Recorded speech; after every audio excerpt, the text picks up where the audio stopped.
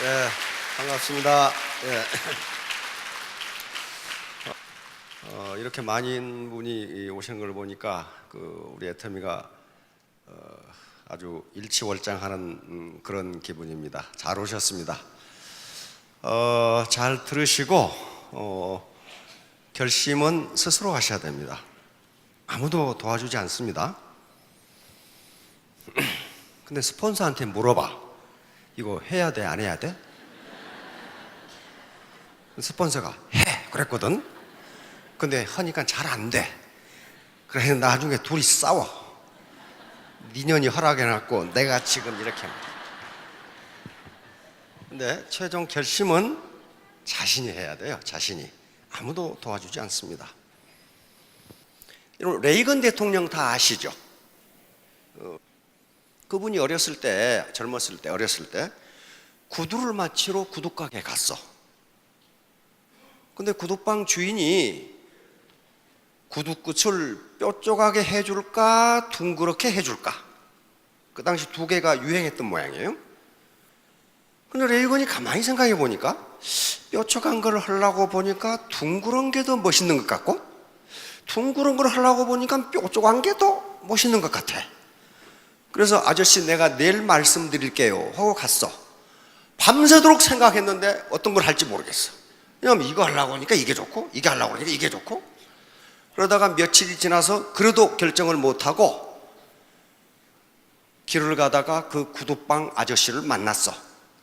구두방 아저씨가 레이건에게 어떻게 해줄까? 그러니까 레이건이 아직 결정 못했습니다.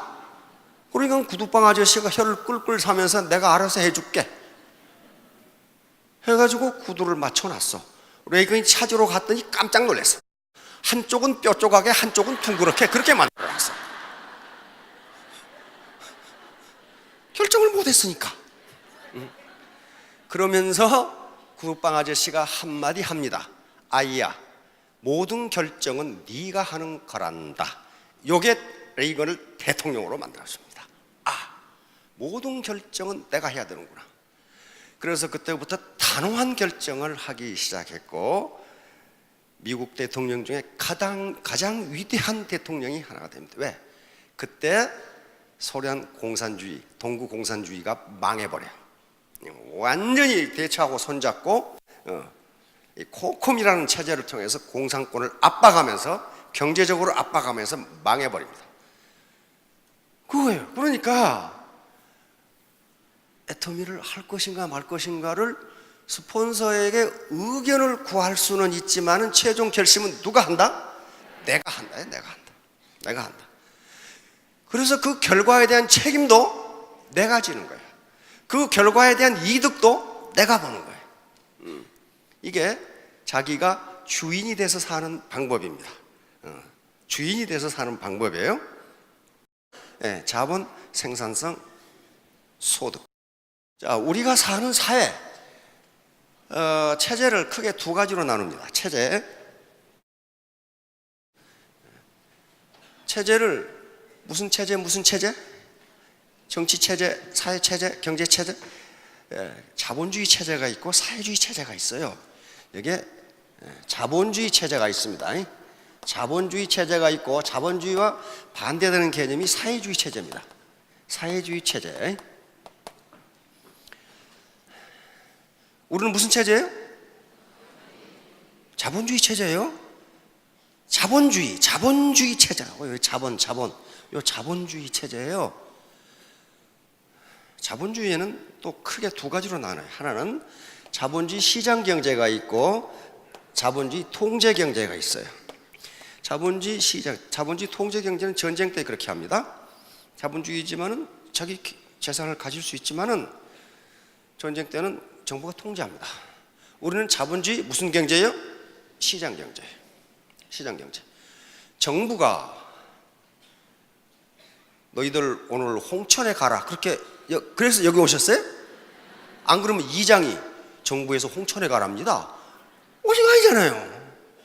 시장이 결정을 했어. 시장이, 마켓이 어디 가는 게 좋을까 점을 쳐봅시다. 그래서 여기 오셨단 말이에요. 시장이 모든 걸 결정해요. 시장이. 이게 자본주의 시장 경제. 여기 어르신 농사 지어 보셨죠, 옛날에? 밭에다 뭐 심어요? 옥수수 심어요? 왜 옥수수를 심어요? 옥수수를 심는 것이 가장 좋을 것 같으니까. 그렇죠? 누가 결정해? 시장이 결정하는 거예요, 시장이. 강원도에 보니까 소 많이 기르더라고요. 유구도 기르고 목장에. 그분이 왜 소를 길러? 소를 길러 파는 게 시장에서 가장 좋으니까 그러는 거예요. 돼지를 기르는 게 좋다면 돼지 길러요. 그걸 군수님이 오셔가지고 당신 돼지 길러 안 그런단 말이에요. 자본주의인데 시장 경제니까 이거 자기가 결정해요. 자기가. 아무도 결정해 주지 않습니다. 레이건의 구두가 뾰족한지 둥근지 그건 지가 결정하는 거예요. 미국은 전형적인 자본주의 시장 경제거든요. 자본주의 통제 경제는 그렇게 하지 않아요. 너 임마 뭐 생산해 이렇게 되는 거예요. 그렇다고 해서 그걸 뺏지는 못해. 전시가 되면 통제 경제로 들어가요. 사회주의. 북한은 무슨 주의? 사회주의예요. 사회주의. 북한 헌법 제1조 조선민주주의인민공화국은 사회주의 국가이다. 이렇게 딱 정해놨어요. 북한 헌법에 공산주의라는 말은 한마디도 안 나옵니다. 그것은 정치적으로 쓰는 용어고 체제는 자본주의와 사회주의로 나누어요. 그럼 사회주의가 뭐고 자본주의가 뭐냐? 자본주의, 쉽게 말하면 자본주의는 자본을 내가 가질 수도 있다. 자본을 내가 가질 수도 있다. 사회주의는 뭐겠어요? 자본을 개인이 가질 수 없다. 누가 가져? 사회가 갖는다. 사회가 갖는다. 그게 사회주의예요. 이게 캐피탈리즘, 소셜리즘. 자, 그러면 우리가 자본주의 세상에 사니까 체제 자체가 자본주의 시장 경제니까 뭘 가져야 산다는 거예요. 뭘 가져야? 자본을 가져야 돼. 자본을 가져야 산다고요. 자본을. 애터미 사업을 하는데 다운라인이 자기 조직이 큰 사람이 소득이 많아요? 작은 사람이 소득이 많아요? 큰 사람이 소득이 많죠? 그러면 자기 조직의 크기는 뭐예요? 그게 자본이에요. 그게 자본.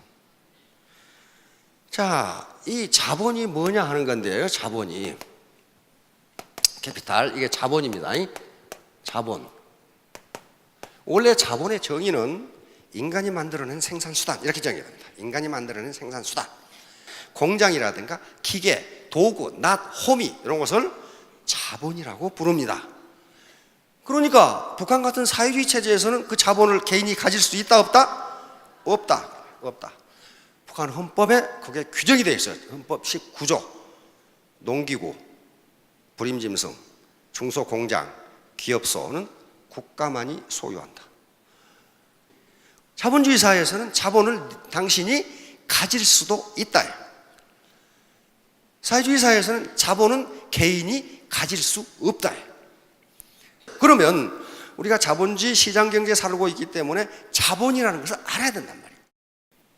만석군 부자, 천석군 부자 그런 말씀 많이 들어보셨죠? 만석군 부자는 그 당시는 땅 한마지기에 쌀이 한섬 났어요. 그래서 만마지기라는 얘기예요. 만마지기. 생산성이 낮으니까. 그러면 만석군 부자의 지주가 일했습니까? 일 안 해요. 왜?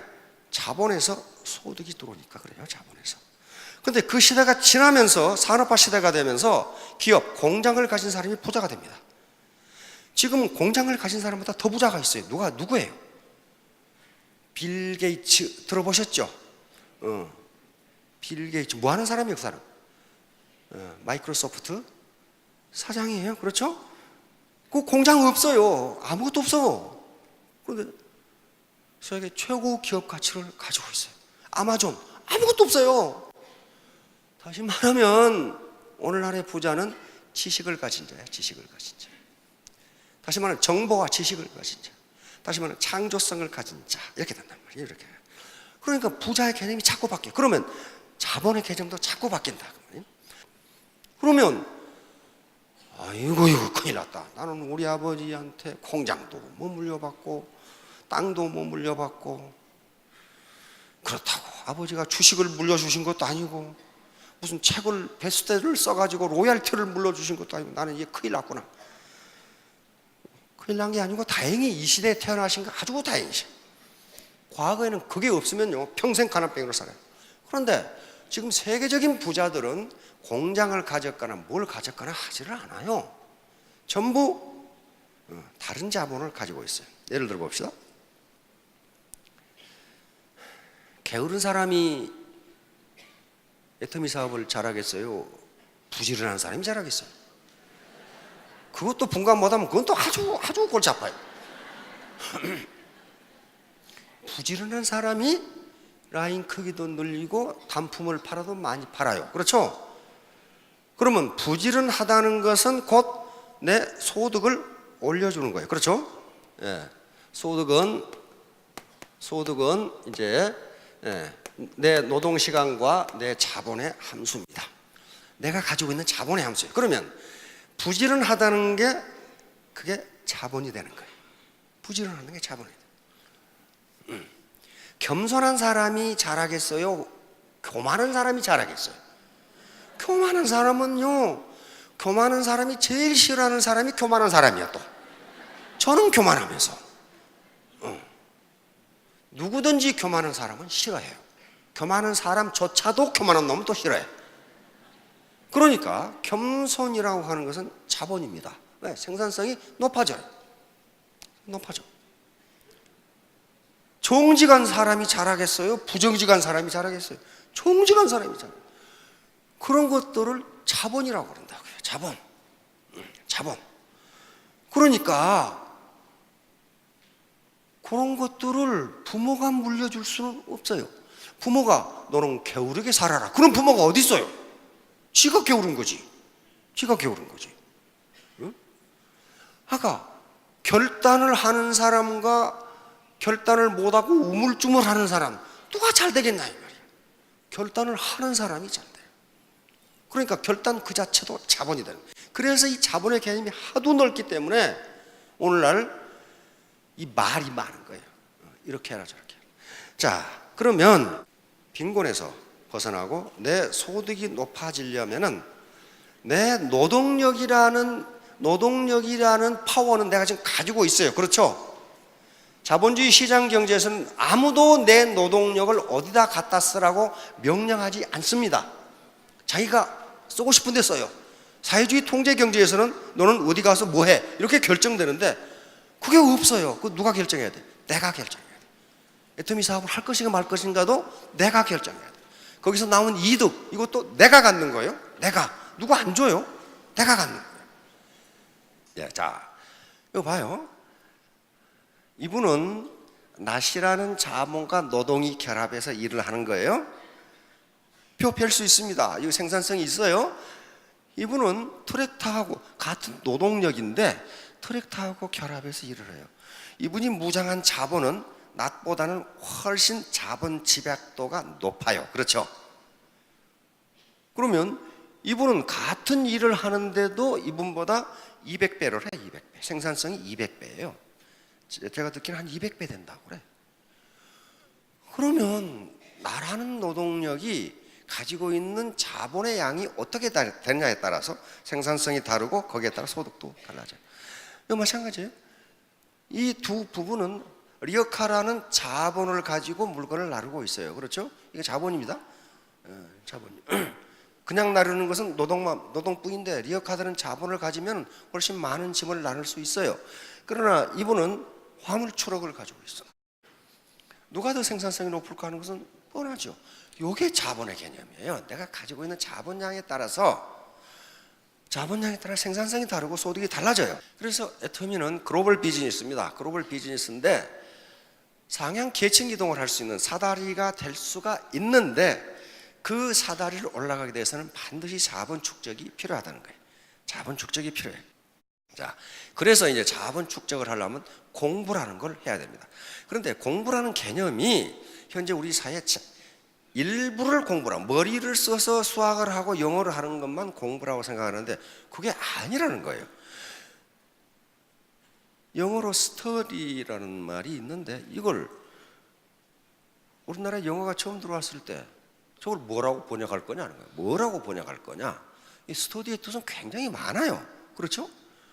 그런데 중국에서는 이걸 염서, 리엔시라고 그러죠. 책을 읽다 이렇게 번역을 했어. 스터디를. 스터디에 책을 읽다는 뜻이 있죠. 번역한 거예요. 그 다음에 일본은 번역을 기가 막혀 있어. 벤교수로 하기 싫은 걸 억지로 하다. 참 번역하면 기가 막히게 했죠. 그런데 우리 조상들은 이걸 뭐라고? 공부라고 번역을 했어요. 이걸 원래 공부는 요겁니다. 이바지하고 돕다. 요 공부라는 말은 성리학에서 나온 말입니다. 성리학에서 나온 말이에요. 그러면 요걸 공부를 중국 발음으로 하면 쿵후가 돼요. 쿵후. 이소룡 아시나? 연세 드신 분은 아시죠? 이소룡. 그게 쿵후예요. 쿵후라는 게 뭐냐면 몸의 단련을 통해서 뭔가를 뛰어나게 달성하는 걸 쿵후라.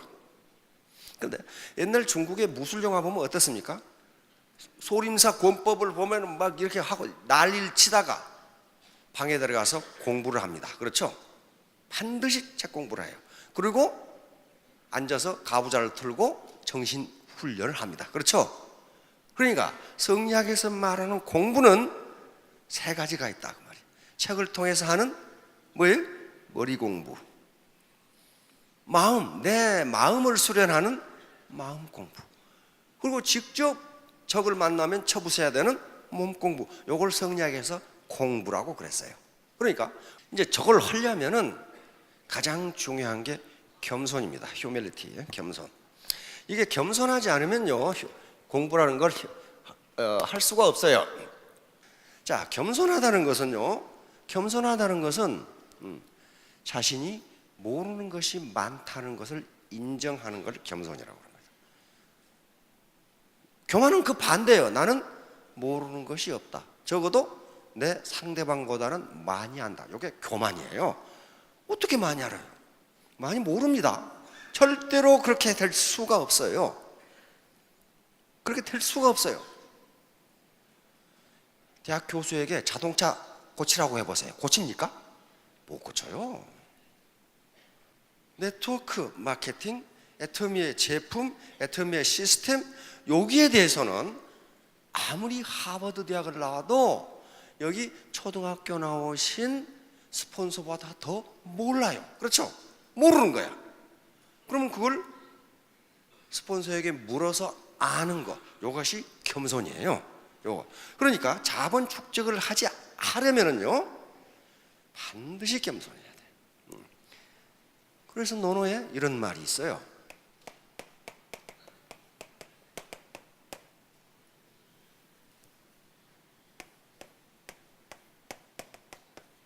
이게 무슨 말이죠? 불치하문, 아니 물자, 부끄러울 치자, 아래 하자, 모르는 문자. 아랫사람에게 묻기를 부끄러워 말라. 아랫사람에게 묻기를 부끄러워 말라. 근데 이걸 직접 공자님이 실천을 하셨다고요. 아무리 학문이 뛰어난 사람이라도 전문가에게 물어야 된다 하는 그 말이에요. 전문가에게 물어야 된다. 자, 그러니까 겸손이라는 것은 내가 아무리 우주공학 박사, 우주 박사라고 하더라도 타단계에 대해서는, 네트워크 마케팅에 대해서는 스폰서보다 모른다. 그러면 물어야 돼요. 그런 분들이 많아요 지금. 그런 분들은 애터미에 들어와서 굉장히 승승장구합니다. 그래서 현자들은 겸손에 대해서 모두 한 말씀씩 하셨어요. 자, 오만한 자는 남들의 오만을 싫어한다. 벤자민 프랭클린이죠. 자, 열등감을 거만과 오만으로 포장하면 열등감은 더욱 깊어진다. 그러니까 통상은 뭘 잘 모르는 사람이 열등감 오만해요. 아는 척 하려고 그래. 모르는 걸 자꾸 과시하려고 그러면 자꾸 치부가 드러나요. 그건 모른다고 하면 돼. 저희가 대학에서 강의를 할 때도요, 학생들이 느닷없는 질문을 해. 전라도 말로 뜬금없는 질문을 해. 그런데 몰라요. 모를 때 그걸 우물우물하거나 화를 내면 안 됩니다. 그건 내가 모르겠는데 알아가지고 다음 시간에 얘기해 줄게. 그러면 조용히 넘어가요. 근데 그걸 변명하고 말이야, 이 자식아 그걸 지금 질문이라고 하냐? 이렇게 되면은 이제 교수를 믿겠어요? 안 믿어요. 안 믿어. 자, 여기 겸손은 신이 인간에게 내린 최고의 덕이다. 예, 인도의 철학자 얘기. 겸손이 왜 현자들이 이렇게 겸손에 대해서 말이 많을까요? 그것은 그만큼 겸손하기가 어렵다 그 말입니다. 그게 쉬우면 이렇게 말 많을 필요가 없어요. 굉장히 어려우니까 그래요. 자, 다음. 변은 익을수록 고개를 숙인다. 이게 아주 진리예요. 빈 깡통이 시끄럽다. 깡통이 절반만 차면 제일 시끄럽답니다. 전혀 빈 것은 소리가 안 납니다. 그렇죠?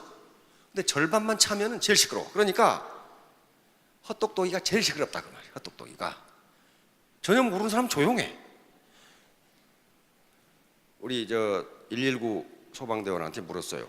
그 사고 났을 때 그 가장 먼저 구제한 사람이 누굽니까? 그랬더니 조용하게 있는 사람을 먼저 구제한답니다.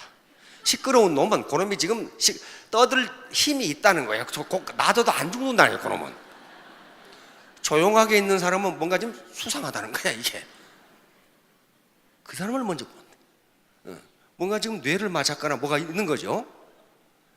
자, 이제 자본 축적을 위해서 공부를 해야 되겠죠. 자, 이건 잊지 마세요. 우선 쿨헤드, 이게 냉철한 이성이에요. 이게 머리 공부입니다. 뭐 알아야 되죠. 애터미의 시스템에 대해서 알아야 되죠. 이건 처음부터 다 알아야 된다 그런 거 아닙니다. 예. 그래도 점점 알아가야 돼요. 제품에 대해서 알아야 돼요. 자기 파트너에 대해서 알아야 돼요. 알아야 뭔가 시작해요. 머리. 그러나 머리만 가지고는 절대 성공 못해요. 이게 가슴이야. 쿨 헤드가 있으면 웜 하트가 있어요. 따뜻한 마음. 나 혼자 잘 먹고 잘 사는 게 아니고 내가 내 파트너들과 동반 성공을 해야 되겠다. 내가 그리고 내 제품을 이용하는 소비자들에게 내가 절대로 손해를 끼치지 않겠다. 가게에 도움을 주겠다는 생각. 이게요 장기적으로 이익입니다. 장기적으로 이익이에요. 그리고 머리로 생각하고 가슴으로 따뜻해도 엉덩이에 껌 붙어 있으면요 돈이 10원도 안 생겨요. 계속 움직여요. 머리 공부가 덜 되고 가슴 공부가 덜 됐더라도 몸으로 움직여야 돼요. 자전거를 머리하고 가슴으로 타보세요. 배워집니까? 안 배워져요. 넘어지면서 몸으로 배우면 초등학교 때 배우는 자전거는 60이 돼도 탈 수 있어요. 그러죠? 근데 안 배워놓으면 못 타요. 자, 자본 축적을 하려면은, 그러니까 자본주의 시장 경제이기 때문에 자본이 부족하면 우리는 소득이 적을 수밖에 없다. 이거 인정하시죠? 예. 내가 낫을 쓸 것인가 트랙터를 쓸 것인가. 나는 트랙터로 일하고 싶다. 그러면 트랙터를 가져야 된단 말이에요. 이게 자본이란 말이에요. 그러면 자본 축적을 하려면 어떻게 해야 되느냐? 공부해야 된다. 공부는 머리로만 가지고 하는 게 아니다 말이에요. 이 몸 전체로 하는 거다. 전체.